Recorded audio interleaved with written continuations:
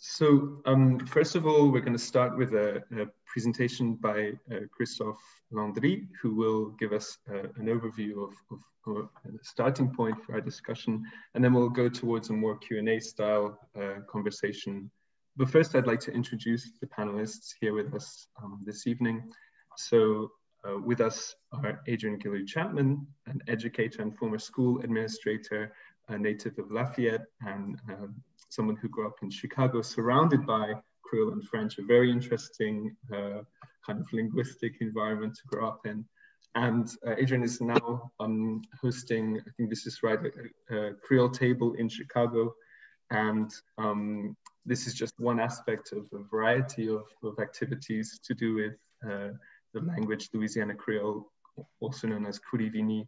She's produced card games, countless online resources, images, lessons, and teaching materials, a course on Memrise, and also Adrien kind of contributed from her educator background to the Tea Creole, which was recently released as the first learner's guide to the language. And her aspiration and latest project is to create a website for kids to learn Creole online. So we're happy to have Adrien with us. And who else do we have? Okay, we have Shawanda Marie, owner and creative mind behind the New Orleans Creole Story Pot, so bringing a culinary flavor to proceedings tonight. Unfortunately, if this was real life, I would have asked you to cook something and bring it. But unfortunately, that's not possible. So anyway, I'm sure that you will contribute a really interesting perspective, because not only are you a sort of culinary mastermind, but also a storyteller, an artist, and a cultural and linguistic activist.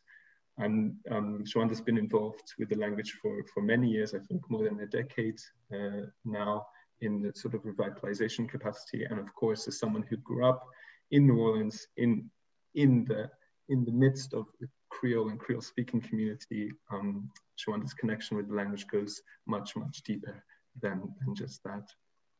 And also we have with us, who else do we have? Clif Saint Laurent. So Clif is an entertainer, an entrepreneur, and a language activist, cultural activist, who's been working with the language and in the language since his late teens, and has, amongst many other things, created a curriculum for the language that was used for the courses that he taught at Louisiana State University in Baton Rouge. He's also been a translator, and I didn't know this, but you'll have to tell us more about it, a former American Idol contestant. So we'll hear about that later tonight, I hope. Also with us, Jonathan, also known as radbwa faroush Mayeux, so an artist, a writer, a curator, born and raised in Baton Rouge, Louisiana, and who's been working with the language not only in a kind of activist capacity, but also in an artistic capacity, which was really, really fantastic for the Tea Creole that I spoke about earlier. Jonathan created some fantastic illustrations, which really made the book pop and really made this a really exciting object, as well as a trove of information about the language. So Jonathan, thank you for being with us. Merci. Merci. And then we have Herbert, Wiltz, and Christophe Landry. So these are two very important and revered activists. I'll start with you first, Herb. You grew up in Burbridge, and you grew up here in Creole, and you have a lifelong interest in preserving this part of your experience and your heritage. And for those of you that don't know, Herb has appeared at the Smithsonian on countless cultural events, on the television, on the radio. He was the host of KRVS Les Haricots Sont Pas Salés for 13 years. Also lots and lots of experience as assistant principal and principal of two different schools in Lafayette Parish, and contributor to Creole Inc., a large cultural association, author of the first Creole lessons, which were published in Creole magazine, and is currently still going, still teaching Creole, now of course online, organizing meetups once monthly to discuss and learn more about the language. And I know that Herb, you're passionate about creating a Creole curriculum that will be used by lots of institutions, not only schools, but perhaps also community groups and clubs to preserve and teach the language. And then on a personal note, Herb is a really great guy and also a great fieldwork buddy. You helped me a lot when I was in Louisiana, so we had some good times. And I hope we'll have many more when that's possible. And Christophe, who will kick off proceedings, needs really no introduction. For those of you who spend any amount of time on Facebook around Louisiana Creole, this is what we call a big buck. This is the gros chien of the online Creole movement, an inimitable, indomitable force, I would say, behind the latest efforts to revitalize. So I think this is a very interesting pairing to have heard, who was really pushing really the first efforts to make Creole come into the public wider consciousness. And then Christophe, who with the advent of the internet was able to bring this to a new generation of people. So Christophe developed an orthography of the language and a list of resources, which is far too long to even talk about here. He holds a PhD in American history from University of Sussex and works currently as a genealogist and researcher for research manager for ancestry.com. Yeah, so that is all of these wonderful people that we have with us, of course, very nice. And I'm moderating. My name is Oliver Mayeux. I'm completely fascinated by the Louisiana Creole language for a very, very long time, and somehow ended up making it something of a job for now. And we also have Scott Tilton and Rudy Bazenet from the New Foundation in New Orleans. We're very glad to have both of you here. Your work is very important. And also, these are two really nice guys who are trying to bring into the fore the French and Creole heritage of Louisiana, not only as a cultural and linguistic kind of color, but also as a way to push forward Louisiana together. So it's a very interesting project that you guys have, and thank you for kind of co-hosting with me. Right, okay, this is everything that I want to say. Christophe, please, you can now take the stage and give my voice some rest. Let's kick off proceedings. Thank you, Christophe.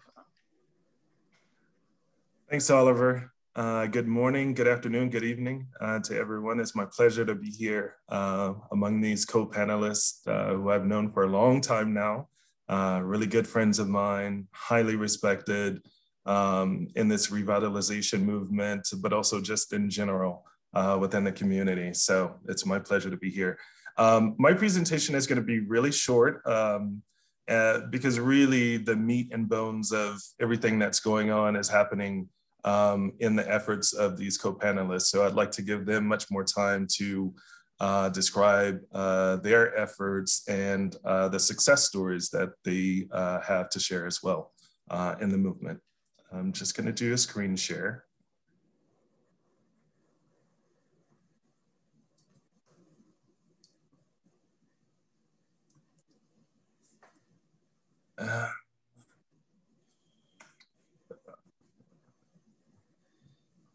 Sorry about this, guys. Wait, there's this panel here that's blocking. Okay, here we go.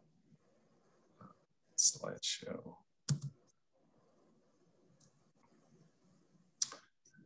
Okay, so the entire discussion today is really about Cotivini's future.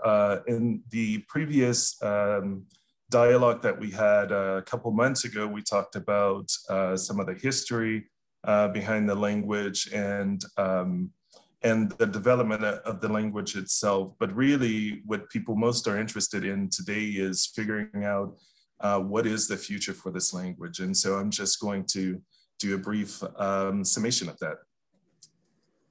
Before I get into it, just wanted to look at a timeline in terms of language development. So 1730s, 1740s, we have what's considered the earliest example of the language from La Page du Prats. Then a century later in from the 1860s, even a little bit earlier through about 1900, that's really when we see sort of literary blossoming of Kurivini, Louisiana Creole. Lots of people think that, you know, Louisiana Creole is this only spoken language and it's only, you know, carried on from home to home. But in fact, there's textual evidence of the language being used in literary form, be it poetry, short stories, folk tales, and on, published in the 19th century, both in newspapers throughout Louisiana, as well as in books. So that was really the period when the language saw its sort of apogee in literature. And then in the next century, in the 1900s, I don't have it here, but in the 1930s, 40s, 50s, 60s even, at LSU, James Broussard, who was from the St. Martinville area, led many master's theses on Kurivini, where students at LSU were studying different areas of the language. And those are housed at LSU. You can probably obtain them through book loan today, but they are a trove of information as well, because these were students who were conducting research during that time period in the 1920s, 30s, 40s, 50s, 60s. So, and in the 1990s, we see a sort of resurgence of interest in the university in the language. That's when we get most of our linguists, star linguists, I should say, Meg Marshall and Tom Klingler and others who began to conduct research on the language in the 1990s, 1980s. Creole Magazine, which Oliver Mayeux mentioned just a second ago, where Herb Wiltz published dialogues in the language, which was really also, as Oliver mentioned, the first attempt to sort of present the language for learners and relearners. And we also get community organizations that were founded during that time period as well, including Creole Inc., which Herb will probably speak about in just a second. Deborah Clifton taught Louisiana Creole at the University of Louisiana at Lafayette during this time period, and still does, if I'm not mistaken. It's one of the only places in Louisiana in a university where you can take a class on the language, not just sort of theory about the language's development, but actual learning the language. So that begins in the 1990s as well. And then in the 2000s, everything changes with the internet. Social media has been the driving force behind the latest revitalization efforts for the language. Facebook has been front and central, but also YouTube, now Instagram, Twitter, and on and on. So social media is really, really central in everything that's happening right now. In the 2000s, this is when an orthography was developed by community members. This is also when an online dictionary owned by Rushton James from Los Angeles, whose family is from Vacherie, came to be, with numerous other learning resources, some of which I'm going to touch on in a bit, community classes, as well as products. So the 2000 is really, as you can see, the sort of meat of everything that's happening. And to be honest with you, since the 2000s, everything has really been at the grassroots level. We've not received any sort of funding. We've not created a formal entity yet to do any of this stuff. And so it's really sort of collecting individuals like my co-panelists to help to give this movement some thrust. And so in the early 2000s, when EduFlyer was around, which was a web learning website, we gave classes on EduFlyer, And then Entry Fire closed down and we transferred the classes to Facebook. And they were really sort of formal in the sense that students had activities and homework and quizzes and tests and final projects. And so I'd like to show you some of the final projects that some of the learners, relearners presented, just to give you an idea of the progress that was made in the formal learning of the language. And then I have some additional people who didn't take the classes, but who also participated in those early learning efforts on social media. So we'll begin with Michael Jasla, who's no stranger to the Louisiana French movement or the Louisiana Creole movement. He also is one of the co-authors on the Orthography for Cotivini, and everyone loves him. He's great. So here he is telling a folk tale about the mockingbird in the language. On rose arbre dans manche, zozo chanté dans branche, et lit content, plis passé blanc, qui toujours fait dimanche, m'a tapé coupé corne, tout chagrin dans sa vanne, au vent du nord, t'as soufflé fort, pour pauvre nègre dans cabane. Zozo chanté amour à lit, dans ciel clairé, soleil si pâle, et vent pli doux caresse ses arbres, qui chanson pape ou bengali. Mangeur poulet vini sur brise, dans bec li prend joli zozo, cœur moins gonflé, mon songe lise, sa blanc et vent l'autre bord de l'eau. On rose arbre dans manche, n'a plus zozo dans branche, n'a plus amour ni rien du tout, pour pauvre nègre fait dimanche. Morette coupé corne, mon rentré dans cabane. Au vent du nord, c'était la mort. T'as soufflé dans sa vanne. Okay, so that was Michael recounting a folktale from the 19th century by Major John Augustin in Cotivini.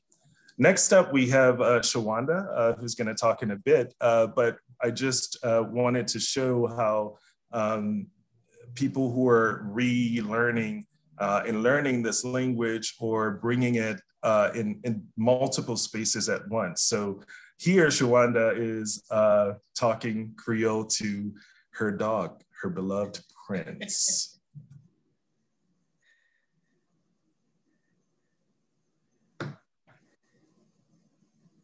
Bonjour tout le monde, comment ça va? Ça c'est mon bébé Prince. Prince, assieds-toi. Oh, Prince, assieds-toi. Good boy. Prince, couchez. Couchez, Prince. Good boy, good boy. Restez. Va. Prince, assieds-toi. Assieds-toi. Bon garçon. Prince, couchez. Couchez, Prince. Couchez. Bon garçon. So that's great. You know, pit bulls get this like bad reputation, but here she is talking to Prince in Creole and he responded. So that's awesome. And then sometimes when we speak Creole to dogs, they start to howl, as in this example with J.D. Davidson, who's singing in Creole, and the poor guy, the dog, is, you'll see.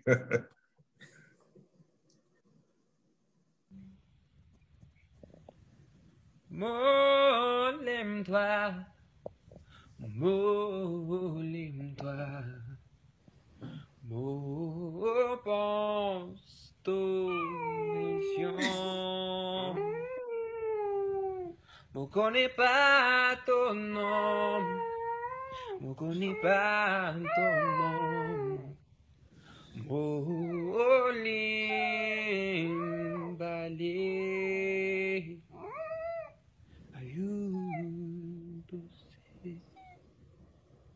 Ayúdose, mo connais pas.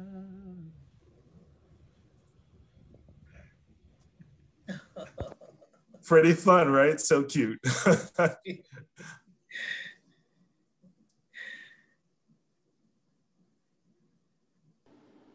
On rose Oh, up excuse me. Bonjour, Sorry comment about ça that. va? Let's see. No. Okay. As part of the exercises and final projects for the classes on Facebook, students did different things. So this first example is Dominic Franklin, who now lives in California, who has no ties to Louisiana whatsoever, but he's one of many in this latest movement who are learning the language because they're interested in the language and also in the culture behind it. And here is his submission. Bonjour, tout quelqu'un. Aujourd'hui, mon doigt fait commission y. Ça fait mon va à magasin bientôt pour faire commission y. On doit acheter persil, brocoli, de chou-fleur, la salade, patates, avocat, citron, petit pain, olivier, des œufs, fromage américain, poulet, poisson, salmon peut-être, du riz, la soupe, vinaigre, frayé comme des pommes, oranges, bananes, fraises, je sais pas, moi pas connais, oignons, jambon, dinde comme turkey, du poivrier, bacon, brème comme eggplant, tofu et zaféi pour faire sushi. À cause moi l'aime ça sushi. All right. And some of the learners, relearners are actually talking to their children in the language, which is key in any linguistic revitalization movement. And so here is Chantal, whose family is from the North Shore, Bayou-Lacombe area, talking to her daughter in the language. They. No, A. Be. Say. Che. Day. J. F. Gay. Hush. And then she gets really impatient after this point, but she's reciting the alphabet, which is really great. And it shows that children can pick up these sounds if given the opportunity. And then the final video is Kwana, whose daughter is actually voicing, what's the verb for that? Doing a voiceover of her preparations for back to school. Pare pour l'école. Bonjour vous autres. M'appelle Adrien. Mon gain 16 ans et mon c'est dans le premier livre. M'oublie jamais mettre mon crayon et mon papier dans mon sac l'école. Et m'en fait mon ouvrage d'école tout le temps. Dans mon sac dîner, mon gain un banane, un sandwich avec avocats et des jus raisin. Mon gain un des pommes pour mon maîtresse aussi. Mon toujours prêt pour l'école. Au revoir.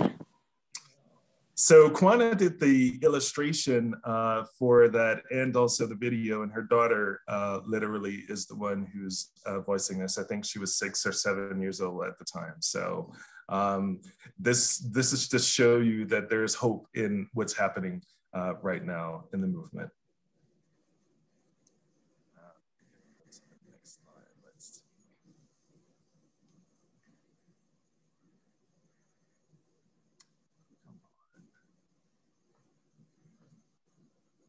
Bonjour, tout quelqu'un. No. As you guys see, I'm not accustomed to doing this. Prêt pour l'école. How do I go to the next page?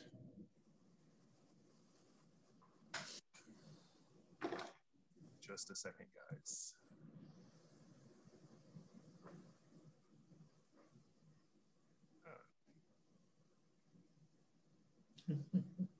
Can someone help me? Click way. Wait a minute. Oh, okay. Okay, so in terms of the resources that have been produced, I mentioned earlier the Orthography, which was published in 2016. It was a community effort between myself, Clifford, Michael Jasla, Oliver, even, and Eric. We conducted tests, runs, surveys, and things like that in this closed access practice group on Facebook, where learners had an input in some of the decisions that we made ultimately in developing the orthography. This is also just the homepage of Rushton James's Louisiana Creole Dictionary, which is online. It's a free resource. There, of course, is the TD Creole, which Oliver mentioned at the beginning, co-authored by Adrien, Oliver, Nathan Winty, and Herbert Wiltz, with illustrations by Jonathan Mayeux. Adrien-Guillory Chatman, Michael Jasla, and others developed a memorized course for Kuribini. It's free of charge. Anyone can use it, and it has multiple levels, including audio, and that's an ongoing project. In terms of active learning, people often ask, where can I go to physically go to learn or relearn the language? So Creole Inc., Herb Wiltz, who's probably going to talk about it in a moment, hosts classes at Immaculate Heart of Mary Catholic Church in Lafayette. Adrien-Guillory Chatman is behind a practice group in Chicago, but she also speaks to her family every Sunday in plays, games, and things like that, all in the language. La Table Creole is in Parks, and I think that takes place at Parks Middle School. Madame Velma Johnson is spearheading that project. In Orneville, so St. Landry Parish, there's also Saint-Luc French immersion school, but I understand that they're interested in also offering classes in Kuribini there. And as I mentioned earlier, Debbie Clifton at the University of Louisiana at Lafayette also offers classes for learning the language there. Other resources. So I created these maps. They're the first maps ever in Kuribini. They're both maps of Louisiana, historic and also modern political maps of Louisiana, all in Kuribini. There's also world map in the language, as well as the Creole speaking world map in the language as well, which you see here. There are also study cards with 2 decks. Each deck builds on the previous one. Those are for purchase at magasinlhcv.com. And if you purchase today, you get a 20% discount. So for all of you who are interested in those products, that's where you can find more information and make your purchases. So in my opinion, the keys to future success in the language rests on these particular elements: art, community organizations, education, food, music, religion, and resource development. And my co-panelists here will each talk about some of these elements in their talks in just a second. Ça c'est tout. Thank you so much, Christophe. Merci, and Tapusa. Yeah, that was really nice to see all of the things actually that have been going on for the past years. It's quite nice to remember actually all of these really great projects that have been going on, and it's actually incredibly impressive. Yeah, when you see it put together like that, it's really exciting. Anyway, so there's lots and lots that we can get into off the back of that excellent overview. But first, I'd like to invite each of our panelists to kind of just give a 5-minute response to that from their perspective, because we have so many different perspectives and experiences on our panel today. Perhaps the best place to start is at the beginning, as it were. So maybe Herb, you'd like to talk for a few minutes about how you've experienced this recent growth of the language online, and how that relates to your experience growing up surrounded by the language and then becoming a champion for the language later in life. How does that sit with you after all of this time? Bon, merci et bonjour à tous quelqu'un. Thank you very much, Oliver, for the introduction, and welcome to everyone and to the panelists. Great seeing your faces again. There's a lot, it's a lot here. And I would like to express my thanks to all of you guys, because you all have you're really doing, let's say you've done and you're doing a great job in promoting the language. And I think that is very important. For a while, you kind of think, at least for me, I thought that, I was in a vacuum of just alone, fighting or either trying to make known what it is that we want to actually see and hear as far as Creole is concerned. Because many folks would say that this is a language that is non-existent, it shouldn't be spoken. What you're speaking, it doesn't mean anything. And for a lot of folks, they didn't want to speak it at all, other than maybe within the family, around family members or within the community. And that was the kind of thing that I grew up with. But I grew up hearing the language. One thing, unlike other languages where folks were told you couldn't, especially in the school system, you couldn't speak the language. I spoke it every day, in recess, morning, in the afternoon, among friends, neighbors, and it was a way that we communicated with one another, and we were very much at ease in doing so. So I wanted to see that growth, and if we're communicating, it's not a patois, it's not a dialect, it's a language with all of the resources that come along with language learning, what we have learned, what we were taught as far as language was concerned.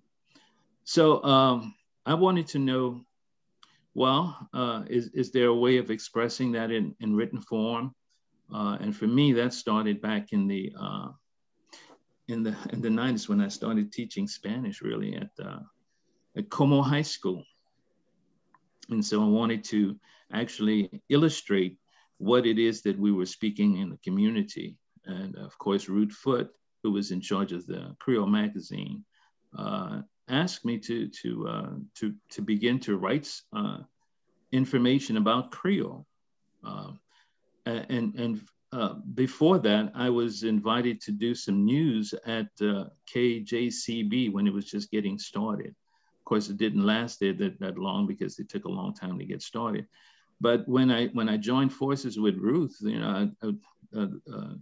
it was quite interesting to see, well, how am I going to illustrate this language, or what characters, what orthography I was going to actually use in order to illustrate what it is that was being spoken. So it was a Haitian dictionary that came in my hand, and I really can't tell you how I got it, but said, well, I've spoken to a number of Haitians that were in the community, especially in Brobridge at that particular time. They were there to do agricultural work, and started understanding. There was some differences that couldn't, but certainly could very well be understood. So I said, well, maybe I'll start there. And lo and behold, I tackled it, and we put it in the magazine. And a lot of folks say, well, I understood this. My grandparents used to speak that, but the other thing I wanted to do is probably put this in an oral form where they could hear it on a cassette. Of course, it never came to the realization, so many things that you want to do. And at that time, I was working at the radio station KRVS with the Zydeco show. So there's a lot of things that were going on. The challenges were there, but we forged on. For about 2 or 3 years, we had lessons, I call lessons, conversations and things that I used in the classroom and said, well, if it's there, then I can certainly transfer that to what it is that I wanted to teach or have people understand in the magazine as well. So every month I was challenged to come up with some kind of lesson or some stories or conversations that would help folks to better understand what it is that we were trying to do. Creole Inc. was also formed at that time, and it had its problems as well. But certainly the language was always an interest of mine. And traveling to Guadeloupe, Martinique, assured me that what we were trying to do in the organization was a rightful thing, was something that was challenging, but yet people needed to understand that Creole is a language. And I say that because, we go outside of ourselves to find out that we are worthy of what it is that we're doing. Now, we validate ourselves through other people or through other countries. And so I found out that I didn't live in a vacuum. There are other people out there that speak the same kind of language that we speak here. So we forged on with that. But the ideas of Creole Inc.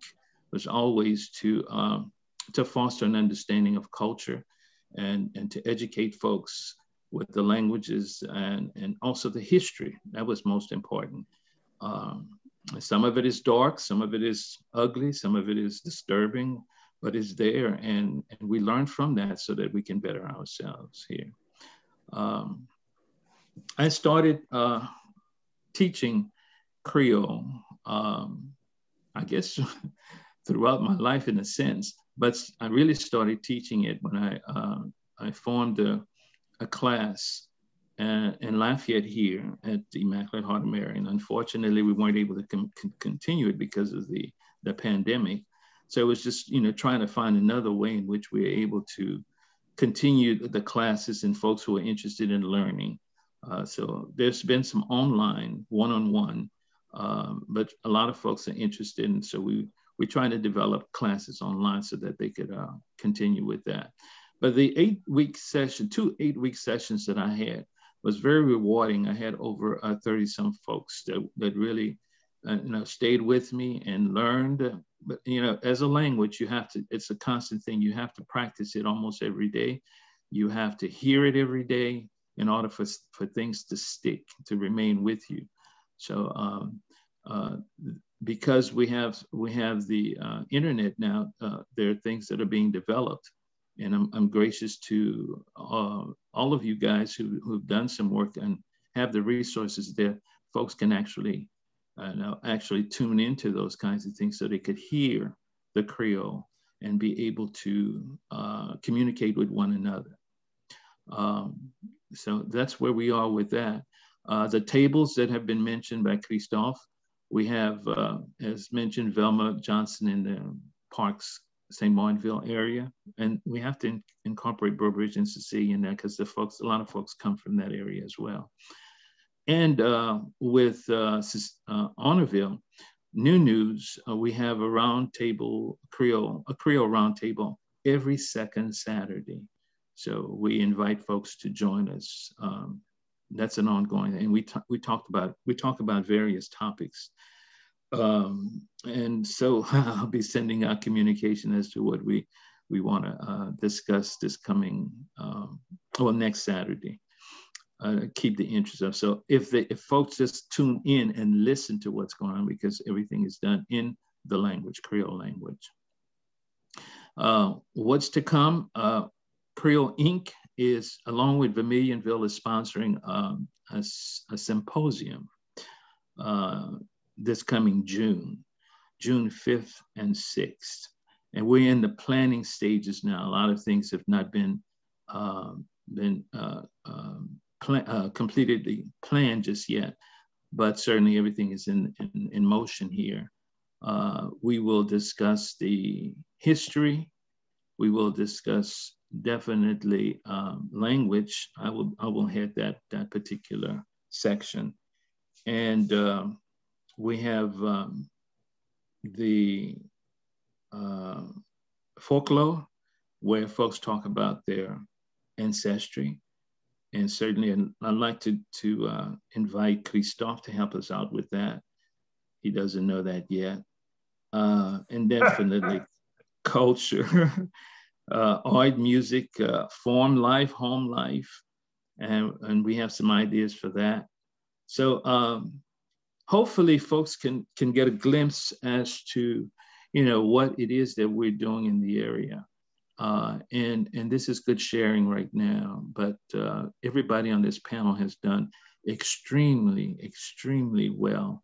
And it's good that we're having these kinds of discussions to let folks know what's going on and to get their interest and get their input, and also to involve them in all of the activities that are certainly happening around us. So I'm delighted, extremely honored to be part of the team that is here, as well as other folks who are delving in the areas of definitely the language itself. So hopefully we can see a picture. We have many pictures, but the bigger picture and how we all relate and where we are in the scheme of things here. So right. Thanks a lot. Right. No, merci, Herb. Thank you very much. It's really, really a nice reflection. And yeah, I think one of the great things about coming together in this way, in a sense, with the pandemic, it brings us all into this online place where we all somehow are in the same room, which may not have been possible or probable, at least during the normal times, if you can remember them.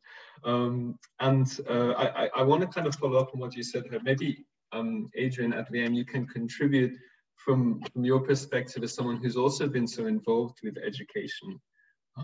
And I know that you're very concerned with looking towards the next generation, the kids. And how do you see the future of the language going forward in that direction amongst that population? And with your project as well, the online project. Tell us a bit about that. So you're muted.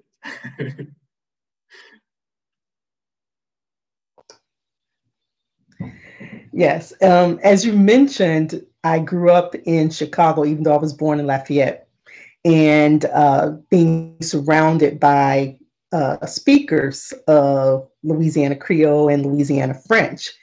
And I always thought that it was because I was growing up in Chicago that my family didn't encourage us to speak English. When we would go to Louisiana and my cousins would talk to us in English, I thought it was just because, they were being nice to us so that we can understand. It wasn't until later I understood that there was a big language loss going on in the whole Louisiana Creole community. So as I became involved with the online community, I met Clif and Christophe and Michael Jasla, my teachers in relearning Louisiana Creole. And as they taught me, being an educator, I wanted to teach others. So I would produce resources for families and children. If you look on the fan page, Louisiana Creole Creole fan page, there's lots and lots of infographics that families can use. And I used what children would normally want to know. So, and using Common Core also, what children should know at a particular age. And so those were the guidelines that I was using in producing these resources. And I really believe in making sure that families teach their children. And one of the things that I'm working on is a website that can house all of games and stories and learning materials for children and their families. So as I meet with my own family before we went into quarantine, we would have Sunday dinners, and we would have moments where we could not speak English at all. And it's all in preparation for the next generation. We know that, you know, when I speak Louisiana Creole, because I grew up in Chicago, my accent's a little bit different, but that's okay, because we're learning as a family, and other people in Chicago also, they want to learn so that we can build a community of learners, so that when children are born in our area, then they can also learn and grow up in a community of speakers, and always staying connected to our home base, which is Louisiana.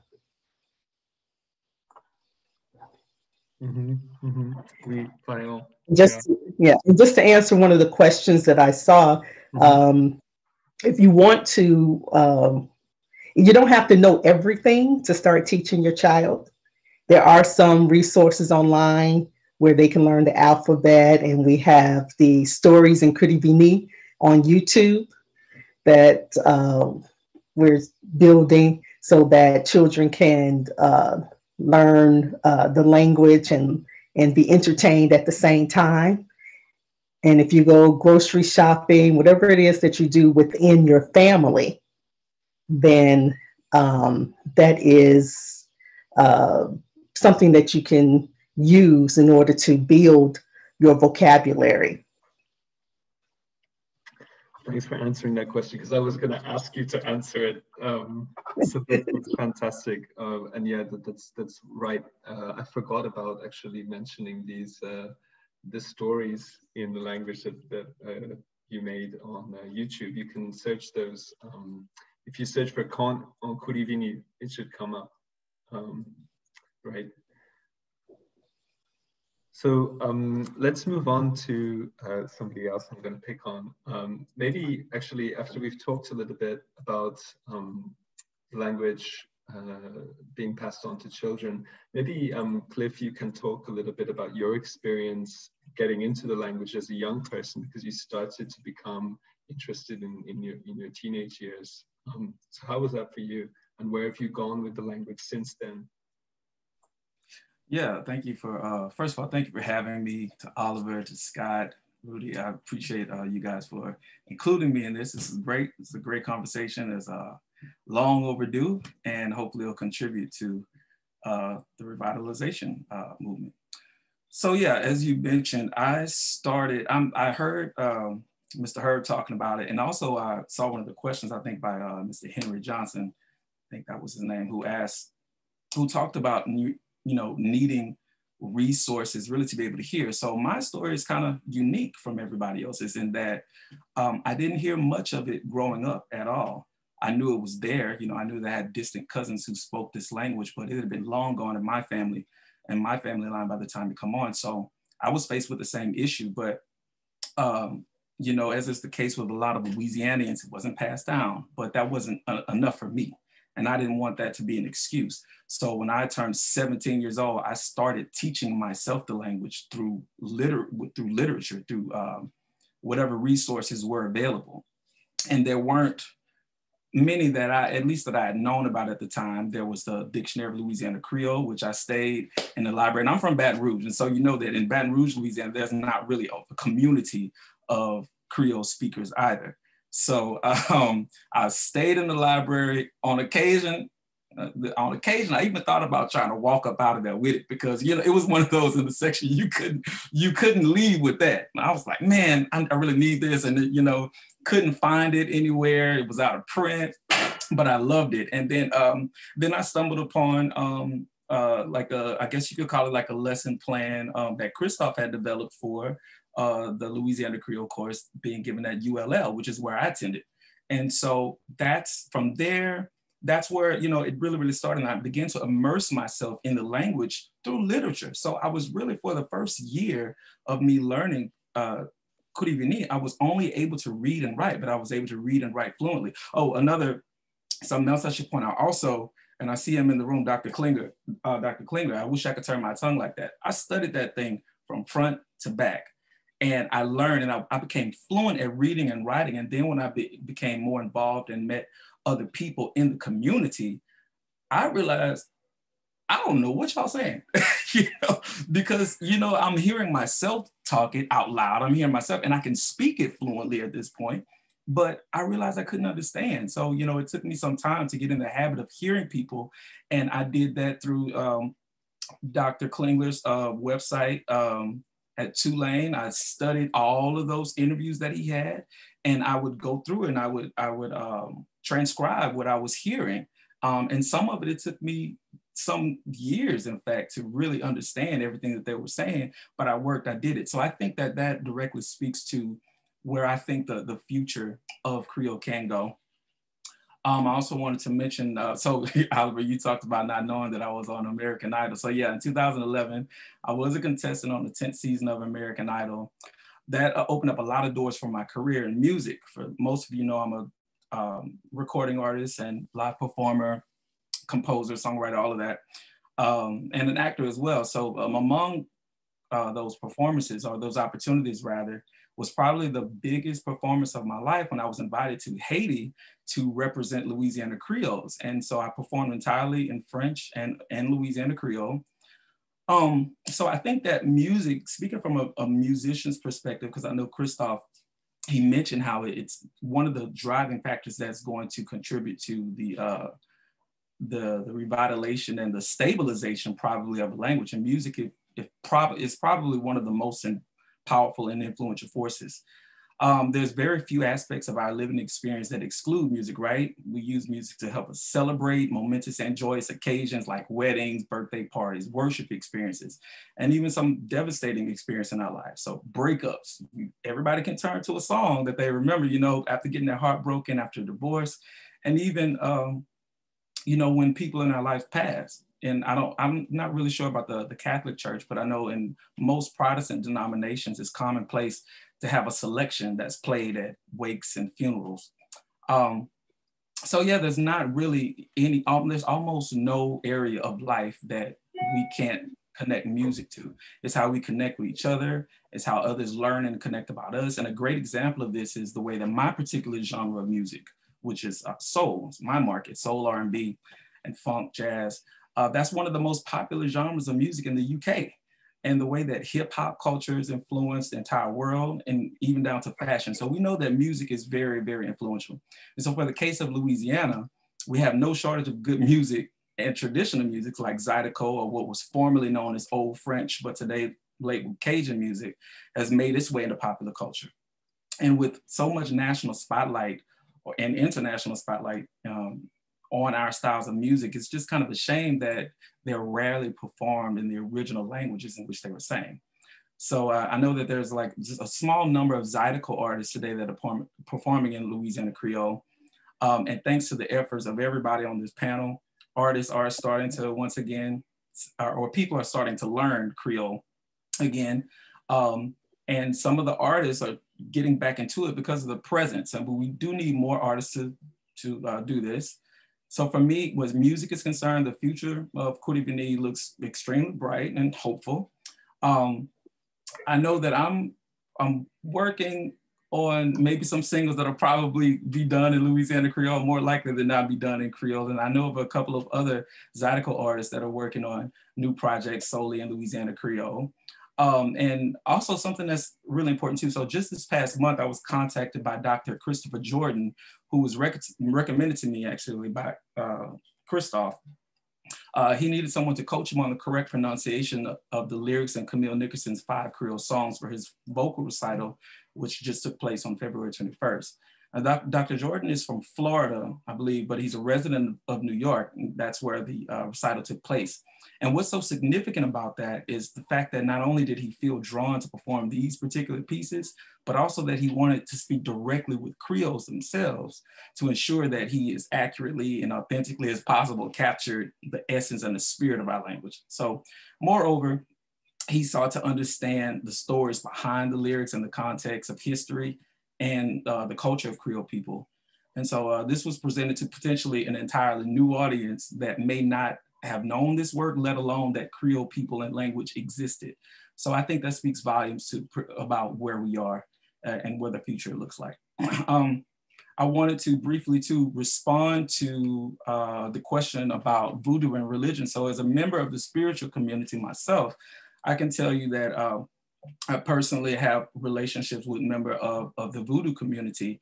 And one of the things that I've committed myself to doing is making our orthography that we created, Dr. Landry, Oliver, Christophe, and Michael and I, with all the other contributions. One of the things that I've done personally is make sure that they have these resources that they can potentially, hopefully be able to include in their rituals and rites. One of the ladies I've spoken to about having that done, she has a pretty major platform. She's an author and she's a Creole. Her name is Denise Alvarado. And so she's just one of a few people that I've spoken with about trying to help preserve the language in that, and the voodoo religion. And it's coming in hoodoo as well, even though we think of hoodoo not really as a religion, but definitely a traditional spiritual practice. And so it's making its way into hoodoo as it's found in Louisiana as well. So, hope that answers your question. Merci, yeah, that sure did answer my question. And yeah, thanks also for answering that very interesting and worthwhile question on voodoo. That's a really cool project that you're involved in. I didn't know about that. So thanks for sharing that. Yeah, no problem. I just wanted to point out a couple of things. So first of all, I know that a lot of people listening and tuning in will be interested to know that Professor Tom Klingler, who was joining us this evening, or this morning rather, in Louisiana, said that since the Dictionary of Louisiana Creole is out of print, I can send people a PDF version in 2 files because they're big if they write to me at klingler@tulane.edu. I love hearing your story, Clif. Unfortunately, I have to leave soon. So I think a lot of people will really appreciate that opportunity to look at this fantastic wealth of language that's available in the dictionary, and that took so many years of work to compile. So thanks very much for that comment. And Clif, again, another question. Est-ce que tu l'as chanté pour nous autres? Are you going to sing for us a little bit? Yeah, we talked about that, didn't we? Okay. Yeah. All right. So let me do that real quick. This is one of the songs that I wrote it in English, but I translated it for a project. So I'm just going to sing the chorus of it. It's very, very short and sweet. And I'm going to call it a day with that. Here, let's see. Got me off guard. I'd almost forgotten about that. All right. This song is called Enemies. Okay, hold on. Sorry. You guys can still hear, right? All right.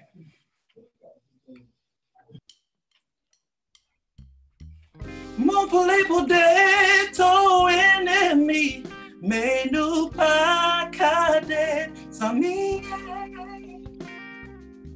Maman, j'oublie toujours ton cédé. Mon chance qu'à ça pas grand et long du tout pour venir connaître. Si la qualité la maman m'a pas prêt, c'est pour ça moi je m'étais ton ennemi, mais nous pas qu'à des amis. C'est tout. Merci, Clif. Merci. You could have sung a bit more, you know. Well, what about warmed up though?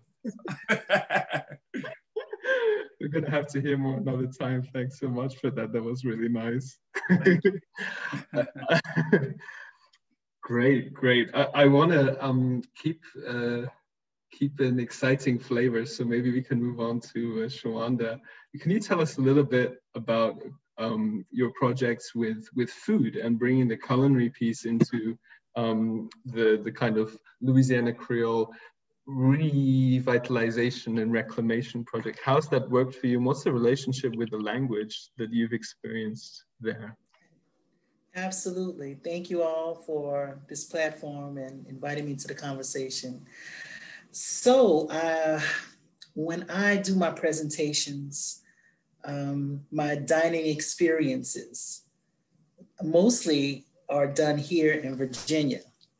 And so there are a lot of misconceptions about the culture, about the people, but I also want to help people understand more about our language. So I ease language into dining. So one of the ways I do this is by getting my guests to sing. We don't have voices like Clif St. Laurent. And I know I definitely don't. But just imagine a room full of Virginians or people from other places, and they come into a room and I walk out and I'm like, ma cousine et ma cousine, cuillons dans la cuisine, mais mangez bien, nous bois du vin, et ce pas côté à rien, et là-bas. I start with the et là-bas, and it's the call and response, So many of the songs from old, early jazz, early New Orleans talk about food. There's no separation between the language and the food and the culture. So I incorporate a lot of the education about our language and the food and that connection through the music. And even I was doing some research the other day, even songs and compositions by Edmond Dede. He has a song called Militant Fin Cycline. Talking about Militant, I'm like, what? He's talking about Militant? It's just a beautiful thing. So absolutely, I would love, I don't know if you all will be able to hear this, but I want to share one song with you all, with the audience. And let's see if you can hear this. It's about 2 minutes, but it's a song by Dede and Billy Pierce called The Peanut Vendor, which was an old song. Actually, I think it originated in Cuba. Another artist produced it, but then they took it and put a Creole spin on it. So let's see if you all can hear this and just the way he talks about food and the tongue-in-cheek way they use food and language in this song is amazing. He's singing to an American audience, so they have no idea what he's saying, but he's talking some risque stuff using the food. Okay, here we go. Let me know, thumbs up if you can hear it clearly.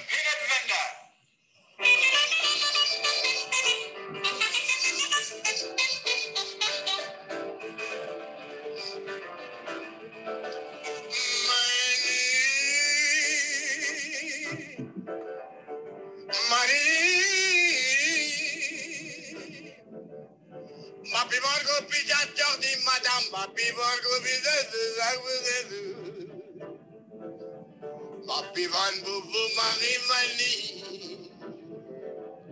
Papi van boubou Marie-Mani. Papi van de Godeju. Papi van de Kalalou. Papi van boubou Marie-Mani. Peanuts, popcorn, chewing gum, Daddy Candy. Marie.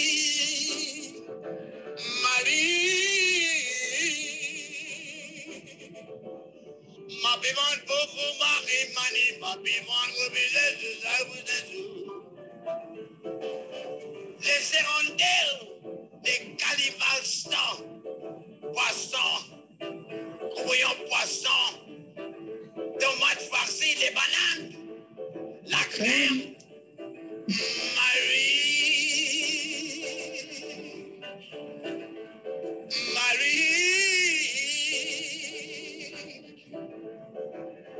Ma bivante boubou Marie-Mani, ma bivante, bidade Marie-Mani, les gambos filés, Marie.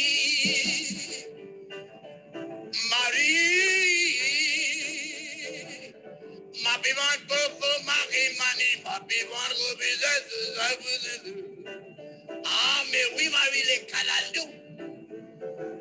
En voyant poisson, comme bon filet, du vin kaoué.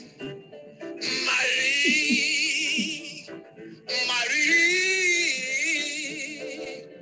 ma vivante pauvre Marie, ma vivante visage,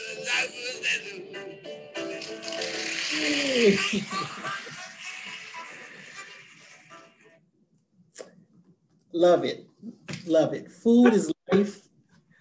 The language in food and our culture is interconnected in so many ways, so deeply.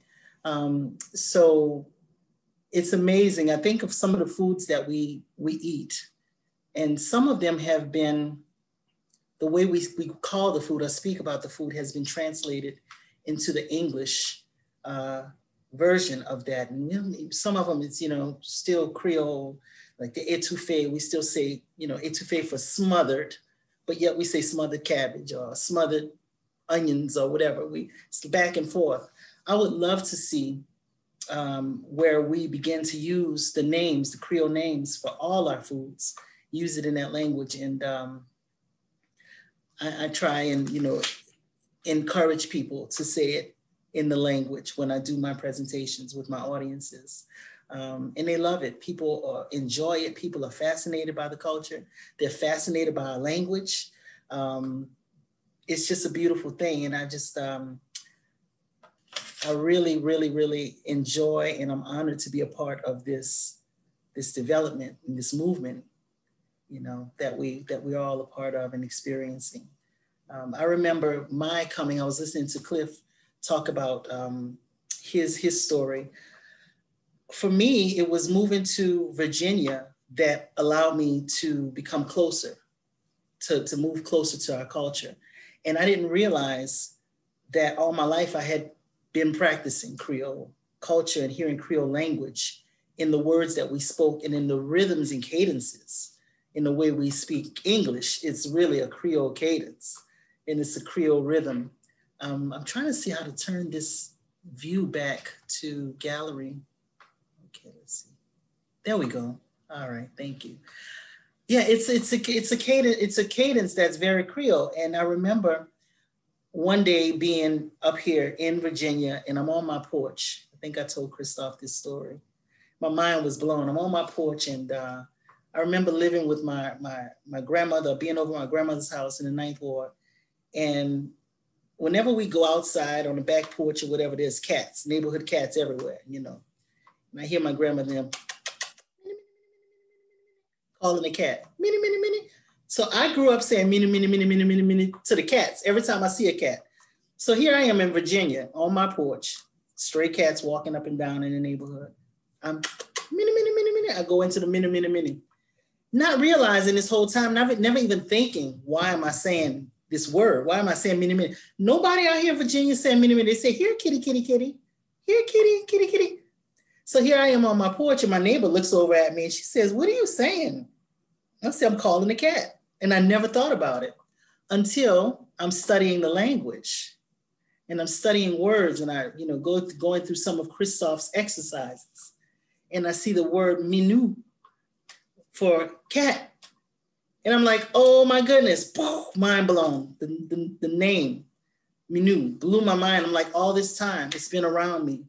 I've been immersed in it and never even realizing it. So just the connection between that culture, the culture and the food and just the life that all of that brings. It's so much life and vigor.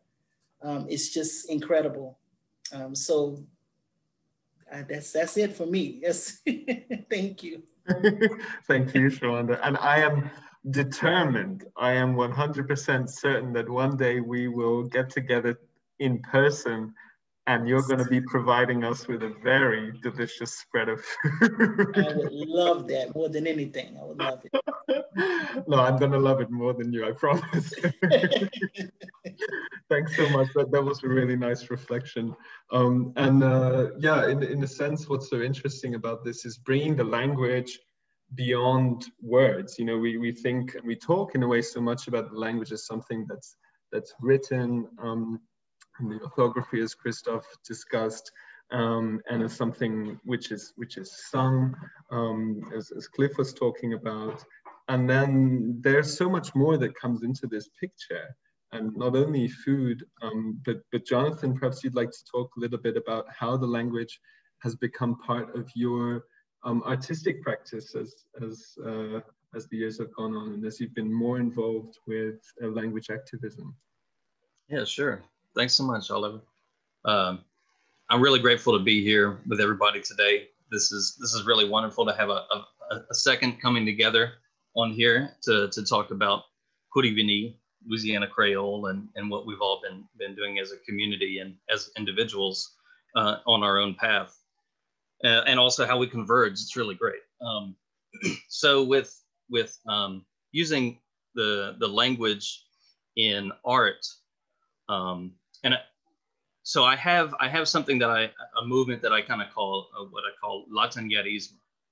So you take the Latanier, the palmetto, and I kind of like surrealism or romanticism or realism or something like that in art. And it, for me, at least, it's sort of melding all of these things together that we are, that we live, that we exist in, that we create. So, and that includes, you know, the environment that we work in and live in, which me personally, I use actual parts of the environment in my artwork. So it's actually place. The language is part of place. So even though I haven't yet begun to make a lot more paintings in their titles in Cotivini, they've begun to become that. They're mostly in French at the moment, but more recently they've all turned to Cotivini for their titles, and also all of the stories as I progress in my own learning, because even though my family spoke Creole, I'm the first person in 2 generations, maybe 2 generations at least, to speak it, thanks to, well, pretty much everybody that we see here today that are my co-panelists. So thanks to all of you for that. Hold it closer, Christophe. I don't know if it'll show up. So he's holding up Mythologie Louisianaise, and if I'm not mistaken, I don't think it's showing. So if I'm not mistaken, I think it may have been Clint Bruce who I went to first to ask him. There you go, Clif's showing it right now. About I wanted to ask somebody in the know, right? Like who could help bring Mythologie Louisianaise to life in Cotivini, in Louisiana Creole. And so if I'm not mistaken, it was Clint Bruce who mentioned that I should get in touch with Christophe. And then Christophe in turn was like, hey, you should get in touch with Clif. And then from then on, you know, Clif and I worked on Mythologie Louisianaise for a few years with Beverly Mathern, who was writing most of the stories. And Clif had translated everything into Cotivini. So, and after that is when that was in 2018 when that show and that publication came out. It was really inspiring to see the amount of support that it got through the artistic community, but also from people that I hadn't met in person yet that came to the show just because the publication was also in French and Cotivini, but more so in Cotivini because that's, you know, at that moment, at least at Arthur Roger Gallery where the show opened, I hadn't seen, at least more recently, anything in Cotivini. And so it had a lot of pull to people that were in the community already or surrounding the community. So, and I think to touch on a little bit about art in teaching Cotivini.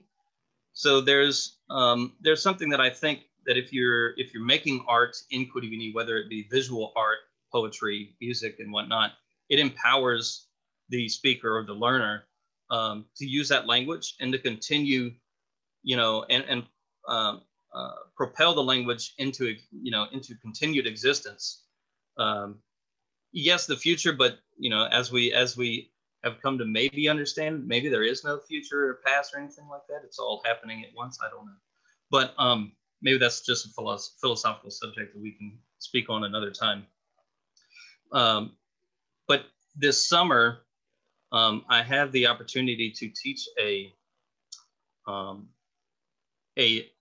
Kurivini language and art course at a place called Country Day Creative Arts. This is something I proposed 2 years ago when I taught there, and I read Mythologie Louisianaise both in Kurivini, well, all three, Kurivini, French, and English, so that the students could understand and also just become acclimated with hearing Kurivini. So that is something that I'm really excited for. I don't know how it's going to go, but I think it's going to be really interesting. And what it'll do is create like a community for people who are, one, connected to the place. Two, some of the young artists, they will likely have some sort of Creole heritage. Many of my former students did, and even some of my assistants did. And we talked about our shared Creolite in class. And so that can help build community. And even though it may not be full immersion or something like that, it will be enough so that they become acclimated with seeing the language as it's written in the contemporary orthography, and also build community around making art because it's fun. And then it's going to be fun to speak and, you know, come up with names and whatnot and titles and what each young artist's favorite color will be. I look forward to hearing all of these things.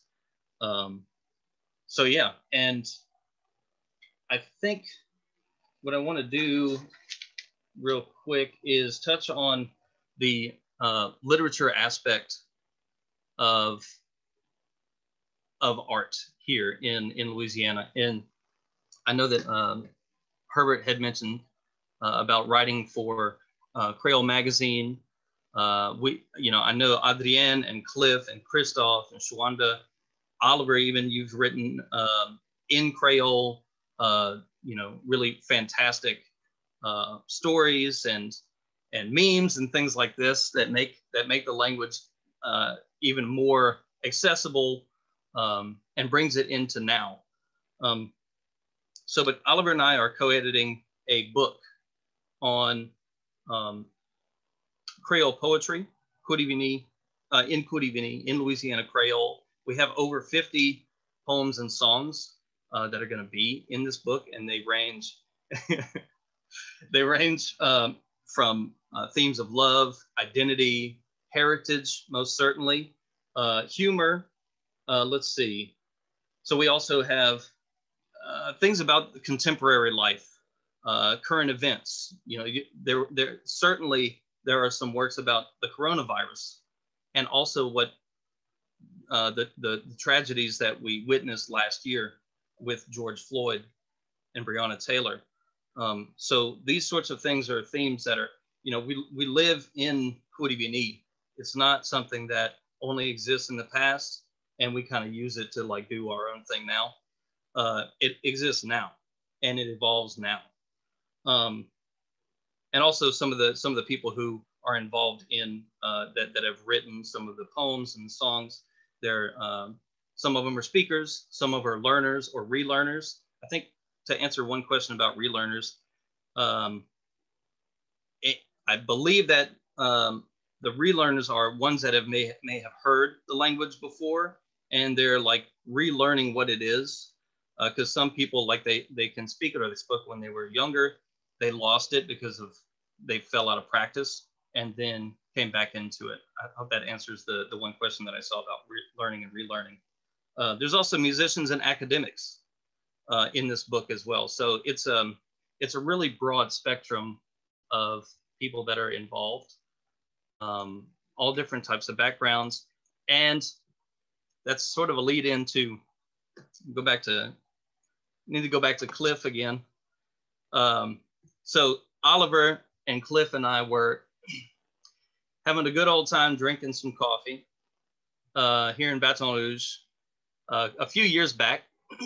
and it was at a Creole restaurant, a bistro Creole, au Centreville, en ville. And so we were sitting there, and this particular moment in time has stuck with me ever since. And I fell in love with just the idea and the philosophy behind it. So much so that it's the introduction, not the introduction, but like it's the statement perhaps for the book of poetry that we're co-editing, that we're creating. So this is something that Clif had noticed, that in our coffee, there was something about our coffee, but I'm going to read what Clif and I have come to formulate for a new contemporary proverb. Proverbe créole.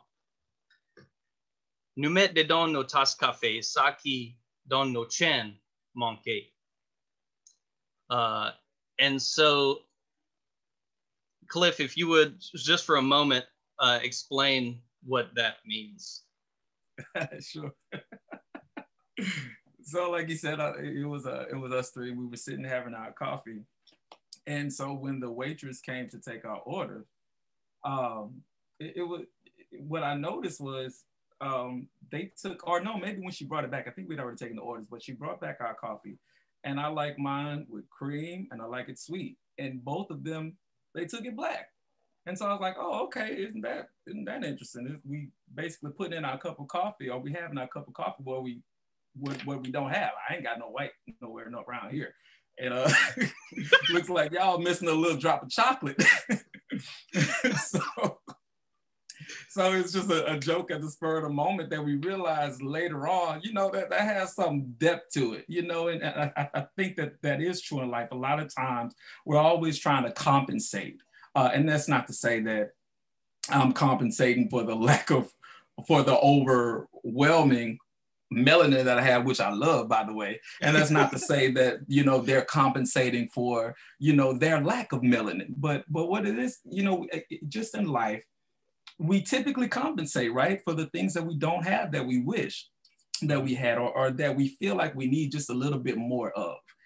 And I think that this project that he's talking about, I think that that proverb, he's the one who led me in on it, that, Clif, did you realize you made a proverb? I was like, oh, maybe I did, So I think that just speaks to the entire experience of Kurivinia. I think everybody here on this panel, I think, embodies that, because one of the things that I was lacking in my life was the language. And I felt robbed of a birthright, that it wasn't passed down. And so I don't know if overcompensation is the word, but I definitely took that. I said, this is my birthright to be able to speak this. And I dug head in to learn this language rigorously. I did it, I practiced for years before, but eventually I got that cream and that sugar in my coffee that I wanted. Voila. That's right. It's all about balancing your life to make it, or making it whole in some sort of way, right? So I'd like to share one more thing, going back to visual art, but how I meld it with literature, because I create these micro stories for my paintings, and I'm going to share with you a painting that I made in 2019. Can everybody see this painting? Okay. So it's called Bobogria Bobancha, and Bobancha is the place of many languages. It's also known as New Orleans. This is a Choctaw term. There's a movement to reclaim the name of what we know of now as New Orleans. There's a movement to reclaim it as Bobancha, and also exist in tangentially to the people who will not call it that, but will continue to call it New Orleans, or La Nouvelle Orléans. So I wrote this, I created this as a commission piece for Monsieur le Consul Vincent Siama. It hangs in his residence, but I did not at the time create the story because I was still thinking about it. I originally wrote it in French, but within 5 minutes, it was also translated into Creole, but I would say really written in Koudivini. And when I say Koudivini, Louisiana Creole is synonymous for me when I say, I'm not talking about two different things, just to be clear. So I'm going to read to you what I wrote for Bobogri Abulmancha. Capitalisme, bourgeois, bohème. Vous-même vous profitez bien, sans restriction encore et again. Menez, vini, déménagez, puis ben, vous achetez tout. Pas bénédiction, pleine contradiction, que ben jamais vaut rien quand vous donnez vous-même pouvoir, sans soutien pour celles-là qui tombent votre chaîne. Vous t'es enveloppé, développé pour enlever ces prières-là, installer des pierres-là, d'ici un joli ciel gris. Bobo Gris fait grain de vos maudits bâtisses saines. Thank you. Merci, Jonathan. Yeah, thank you so much. And just also for this great memory of the coffee shop memory, which actually became a very apt anecdote to share this evening. And actually perfect timing. We're at the end actually of our official schedule, which is a shame because I'd hoped that tonight we had more time to get to the list of endless questions, which I'm so grateful for. So I'll just say a few things before we sign off. I know people will have to go, so you know, of course you can do that. First of all, just to follow up on the Dictionary of Louisiana Creole, so Professor Klingler shared a Dropbox link where you can download the dictionary in full. So that's a fantastic resource that a lot of you will want to access, and that's available now for free, thanks to Professor Klingler, so that's great. And there are several questions that would be interesting to discuss. What I suggest is that people who need to go can now go. And then we can conclude things, and then those of us that are able to hang around for a little while informally can do so. So for my part, I just want to say thank you so much, merci and ta, to everybody who participated, not only as part of the panel, but also as part of the audience. And also thank you to Scott and Rudy for facilitating this and for being with New Foundation available to kind of bring together all of these diverse people into one online space, one day I hope in-person space, to discuss and to share all of these really fascinating stuff. I've had a great time. I don't know if Scott and Rudy want to say anything just to finish up. Just a thank you to everyone. I think it was great to hear the diversity of opinions and just kind of the way that everyone's tackled this through their own lives. And it's great to see all the joint projects that are coming together. So thank you, Oliver, for moderating. Thank you all the panelists for participating. And we look forward to many conversations to come. So come visit us in New Orleans. Great. So thank you everyone for coming. And as I said, if you want to stick around now, we'll try and get through some of the questions that you answered in specifics. But in general, just thank you for coming and take care. Soignez-vous. Thank you very much. Merci.